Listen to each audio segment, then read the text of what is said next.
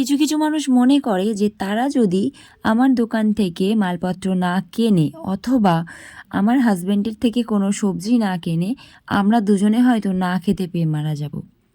হ্যাঁ বন্ধুরা, কিছু মানুষ এরকমই মনে করে, আর সেই বিষয়ে কিছু কথাবার্তা আজ তোমাদের সাথে আমি শেয়ার করব। তাহলে হয়তো আমার মনটা একটু হালকা হবে। নমস্কার বন্ধুরা, তোমরা সবাই কেমন আছো? আমি মৌমি, আর তোমরা দেখছো বিজনেস লাইফ। বিজনেস লাইফের পক্ষ থেকেই প্রত্যেক দিনই কিছু না কিছু ভ্লগ বা কোনো ছোট গল্প আমার জীবনের সাথে যেগুলো জড়িয়ে আছে তোমাদের সাথে আমি শেয়ার করি। তার মধ্যেই একটা ছোট্ট পার্ট আজকে তোমাদের সাথে আমি শেয়ার করব, আর তোমরা পুরো ভিডিওটা দেখো। আশা করছি তোমাদের অনেক ভালো লাগবে। ভালো লাগলে ভিডিওটা শেয়ার করে দিও এবং অনেক অনেক ভালোবাসা। বড়দের প্রণাম, ছোটদের ভালোবাসা জানিয়ে আজকের ছোট্ট একটা ভ্লগ আমি শুরু করতে চলেছি। দীপক বাজারে চলে গেছে 8:30টার সময়, আর ছেলে পড়তে বসেছে, মানে ওর টিচার পড়াতে এসেছে।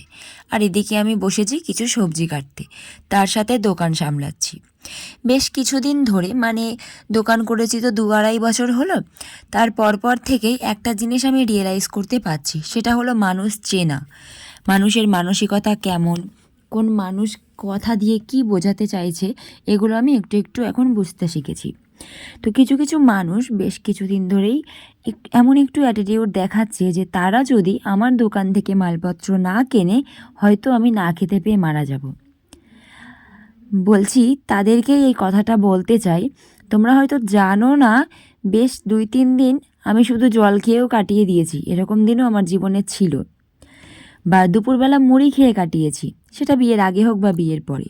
তাই অভাব কী জিনিস আমার থেকে ভালো তোমরা বোঝো না, অতএব আমাকে অভাবের রাস্তায় নিয়ে আসার চেষ্টা করো না।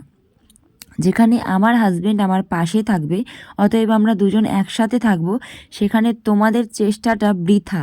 তাই বেকার আর আমার পেছনে সময় নষ্ট করো না, নিজেদের কাজে নিজেরা এফোর্ট দাও, আশা করছি কাজে দেবে।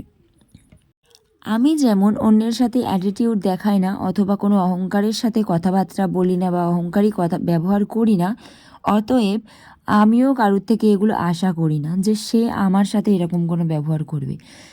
যদিও বা দেখি সে এরকম কিছু করছে, তখনই মাথাটা যায় বিগড়ে। যেমন আজকেই মাথার তারটা কেটে গেল কিছু মানুষের ব্যবহারে। আমি কিন্তু বরাবরই সবাইকে সাহায্য করতে প্রচণ্ড ভালোবাসি, সেটা যে কোনো মানুষ, আমার প্রিয়জন হোক বা আমার প্রিয়জন না হোক। আমি এরকম না যে কারোর প্রয়োজনে আমি তার সাথে থাকবো না, আমার প্রয়োজনে আমি তাকে আমার পাশে দাঁড়াবার জন্য অনুরোধ করব বা পাশে চাইব। আমি সবসময় সবার পাশে দাঁড়াতে চাই, সবাইকে ভালোবাসতে চাই, আর সেটাই করে থাকি। এটা আমার শিক্ষা, আমার ফ্যামিলির শিক্ষা। দোকান করার পর কিছুদিন আগে, মানে প্রায় 4 বছর বা 4.5 বছর হচ্ছে দীপক সবজির ব্যবসা করছে, লকডাউনের পর থেকেই।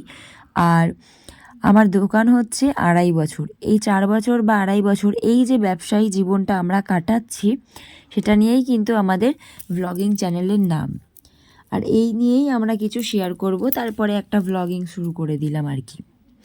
তো এখন এই ভিডিও করার মাধ্যমে অনেক মনের রাগ প্রকাশ করতে পারি।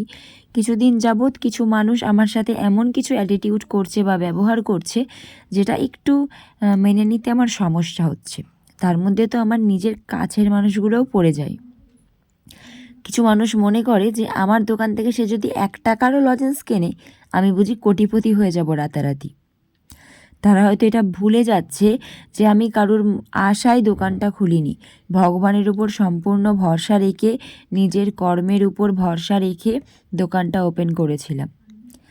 আর একটু একটু করে সাকসেসের পথে এগিয়ে যাচ্ছি, সবার ভালোবাসায়, সবার আশীর্বাদে।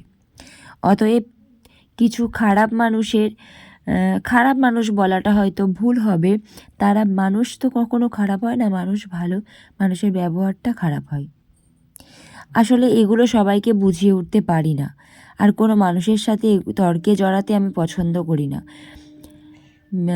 ভালোবাসায় যেটা মেলে সেটা তর্কে মেলে না, এটা আমার মনে হয়। অতএব কেউ আমার সাথে খারাপ ব্যবহার করলে আমি নিজেকে সংযত রাখি এবং তর্ক যত না করা যায় সেটারই চেষ্টা করি। আর এই দোকানটা করে যেমন অনেক শত্রুতা বাড়িয়েছি, তেমন অনেক ভালোবাসার মানুষও পাশে পেয়েছি, যারা আমাকে মন প্রাণ দিয়ে ভালোবাসে। অতএব একটা কথাই বলতে চাই, তোমরা যারা চাইছো আমাকে অভাবের রাস্তা দিয়ে আবার হাঁটাতে, আমি তোমাদের কানে একবার কথাটা পৌঁছে দিতে চাই যে আমি কিন্তু অভাবের রাস্তা দিয়ে হেঁটেই এত দূর এসেছি। অতএব অভাব আমাকে বোঝাতে এসো না। ধন্যবাদ। ভিডিওটা যদি তোমাদের ভালো লেগে থাকে কমেন্ট করে জানিয়ে দিও। মনের একটু রাগ বলতে পারো প্রকাশ করলাম হাসি মুখে। তো সবাইকে কথাটা বলিনি। এক জায়গায় থাকে না, মনে হার্ট হয়েছি কোনো কাজে, কারোর কোনো ব্যবহারে কষ্ট লেগেছে, তো সেটাই দীর্ঘদিন সইতে সইতে আজকে উগরে ফেললাম, এই আর কি। তো ধন্যবাদ।